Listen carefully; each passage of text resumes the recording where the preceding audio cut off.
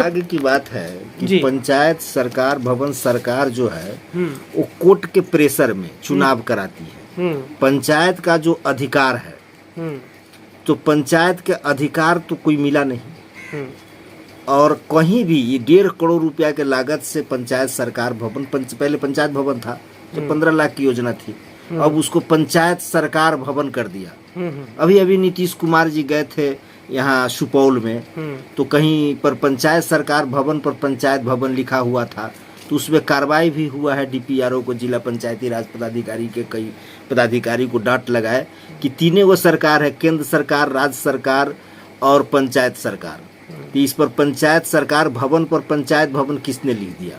मेरा कहना है कि पंचायत सरकार भवन का दफ्तर 1.5 करोड़ का बन रहा है। हम जानना चाहते हैं कि बिहार के कौन जिला, कौन प्रखंड और कौन पंचायत है जहां पंचायत सरकार भवन 10 बजे से लेकर के 4 बजे तक खुलता है और पंचायत सचिव, तकनीकी सहायक, आरटीपीएस काउंटर और विधिवत रूप से 10 बजे से लेकर के 2 बजे तक चलता हो, हाफ टाइम भी, तो हम वो पंचायत को जानना चाहते। कहीं नहीं चल रहा है। वो पंचायत सरकार भवन बना करके उसमें क्राइम का अड्डा बनाया जा रहा है, वहाँ से तस्करी हो रहा है, उसमें कोई नहीं जा रहा है।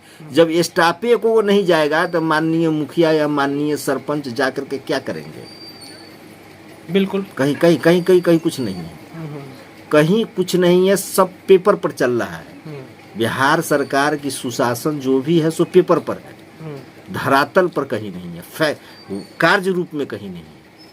या पेपर पे गोपनीय में रह जाता है क्या, चुपके चुपके? एकदम चुपके चुपके। हमारा कहने का मतलब है, आज देखिए पंचायत में अनेक समस्या है।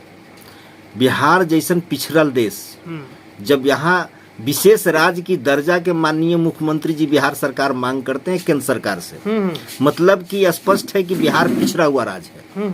बिहार में गली नाली की अहम समस्या है और वहाँ जो है सो वहाँ पर अब थीम जैसे अमेरिका, जापान डेवलप जो कंट्री है उस तरह से यहाँ जो है सब मैंने सब फारस है। थीम दिया गया है, थीम वर्क कर, थीम पर काम करिए। थीम पर काम करेगा। ग्राम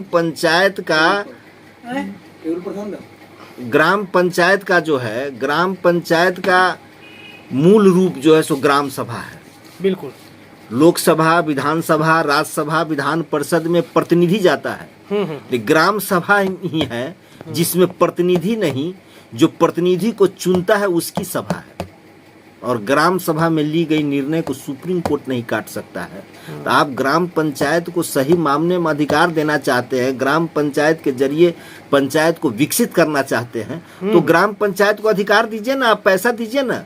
ग्राम पंचायत जो निर्णय लेगा उसके अनुरूप काम होगा ना। ग्राम पंचायत निर्णय लेगा कि कौन लाभार्थी है इंदिरा आवास के, कि उसको वाजिब हक मिलना चाहिए, कौन खाद्य सुरक्षा नियम, कौन अंत्योदय कार्डधारी है, तो वो चयन ग्राम सभा से हो। आप एनजीओ से कराते हैं और कोर्ट से बचने के लिए, कानून से बचने के लिए आप कहते हैं कि जैसो ग्राम सभा से पारित कर दीजिए। अरे ग्राम सभा उसको किया ही नहीं तो पारित क्या हम करेंगे? हाँ। आप लिस्ट देते हैं और उसको फॉर्मली दबाव पूर्वक कहते हैं कि पारित करने के लिए।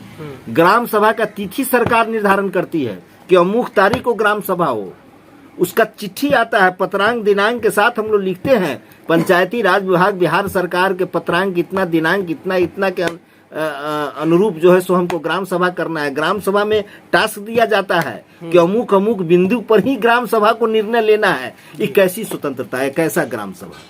हमें जानना चाहते हैं क्या जरूरत है ग्राम सभा के।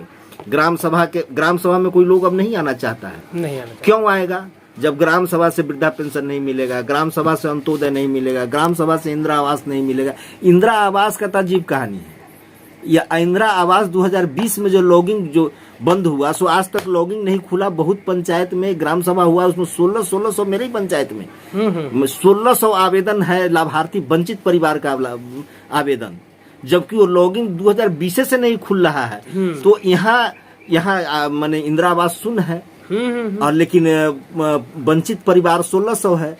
उसका अब लॉगिंग खुलेगा तब न उसका लोड होगा, तब न उसको लाभ मिलेगा। तो इंदिरा आवास में 1600 व्यक्ति लाभार्थी है, वंचित परिवार, उसको लाभ मिल नहीं रहा है।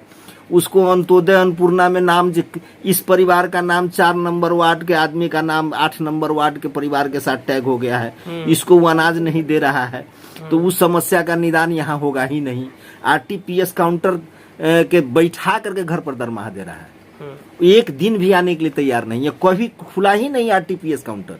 सब बाजार में किसान आम लाभार्थी जो है सो परेशान है, उसका शोषित हो रहा है, वो पैसा लेकर किसी को कोई सुनने वाला नहीं, किसी को कोई सुनने वाला नहीं है। इंदिरा आवास सहायक को जिस पंचायत में इंदिरा आवास नहीं है, तो या तो इंदिरा आवास का लॉगिंग खोले, इंदिरा आवास का आवंटन करे, और नहीं तो वहां के आवास सहायक को क्यों पैसा दे रही है सरकार, उसको दूसरे पंचायत में भेज दे जहां इंदिरा आवास का वेटिंग लिस्ट है, जहां इंदिरा आवास है वहां भेज दे, अन्यथा उसको अन्य काम में लगावे। घर बैठा करके सरकार के, जनता के टैक्स के पैसा को क्यों फोकट में उड़ाना चाह रही है सरकार? क्या साबित करना चाहती है? क्या वोट की राजनीति, अपनी कुर्सी की राजनीति है? इसमें जनता का, आम आदमी का कहीं कोई ख्याल नहीं है। केंद्र की सरकार हो या राज्य की सरकार हो, जो भी योजना है वो सब योजना इसलिए है कि इस बार सर कुर्सी पर है, अगला बार भी कुर्सी पर रहे। बाकी लोग कितना भी कष्ट में रहे या मर जाए, उससे कोई फर्क नहीं पड़ता है। उसको कोई सुनने वाला नहीं है। भ्रष्टाचार इतना चरम पर है, पदाधिकारी इतना बेलगाम है कि जिस पदाधिकारी के जितना तनख्वाह, उसका घूस के भी उतना ही अधिक। एक चपरासी जो है सो 50 रुपया में मांगता है, एक किरानी जो है सो 500 रुपया में मांगता है, लेकिन एक गस्टेड पदाधिकारी जो है, जो डिप्टी कलेक्टर है, वो तो 50,000 20,000 से कम में सुनता ही नहीं है। बताइए, ये आलम है बिहार का। लोग त्राहिमाम है। अब लोग करे तो क्या करे?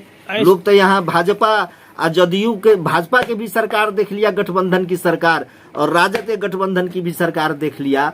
लोग तो यहाँ सोचने पर मजबूर है कि चुने तो किसको चुने। जनता अपने में हैरान हो गया। जनता हैरान हो गया, और जनता का कोई सुनने के लिए तैयार नहीं। जनता हैरान हो गया है, और सत्ता में बैठे लोग अंधा है कि हमको कैसे सत्ता मिले, किस तरह से मिले, क्या नाटक करे, क्या बोले, कितना भजाए, कितना लोगों को परेशान करे, इसमें लगा हुआ है। लोग से, जनमानस से, राष्ट्र के हित में, समाज के हित में, लोग के हित में सोचने का नीति किसी सरकार के पास नहीं है। इस पर दिमाग भी नहीं लगाना चाहता है। वो समीकरण बैठाने के फिराक में, कि किस समीकरण, कैसे गोटी बैठाएंगे जो अति पिछड़ा हो जाएगा साथ में, कैसे हो जाए माइनॉरिटी साथ में हो जाएगा, कैसे हो जाएगा जो हमारा सत्ता अभी है, या फिर 1 साल रहे, फिर अगला बेर रहे, बस, और कुछ नहीं। हम तो सच्चाई यही है कि हमारे समझ से पंचायत कमेटी को डिजॉल्व कर देना चाहिए। पंचायत में मुखिया को ठेकेदारी के छोड़ करके दूसरा कोई काम नहीं बचा हुआ है। मतलब मुखिया के पास में ठेकेदारी के छोड़ कर दूसरा कोई अधिकार नहीं है, कोई निर्णय लेने की पावर नहीं है ग्राम पंचायत को। तो इसका क्या जरूरत है? ये तो सरकार की एजेंसी है, फर्स्ट क्लास। बेकार पदाधिकारी भी इसमें कमीशन के लिए मुंहाफुली करता रहता है, मुखिया के भी पूंजी लगता है, वह निकालने के लिए परेशान है। मेरे समझ से अविलंब पंचायत कमेटी को डिजॉल्व कर देना चाहिए, और एक प्रशासक बहाल कर करके जो काम अभी है ग्राम पंचायत के अंदर, उतना प्रशासक के द्वारा भी किया जा सकता है। सरकार अपनी एजेंसी से भी करा सकता है। ग्राम पंचायत की कोई जरूरत नहीं है। ग्राम पंचायत को डिजॉल्व कर देना चाहिए, सदा के लिए संविधान का संशोधन करके इसको हटा देने वाला है मेरे समझ से। जी। चलिए, थैंक यू, धन्यवाद।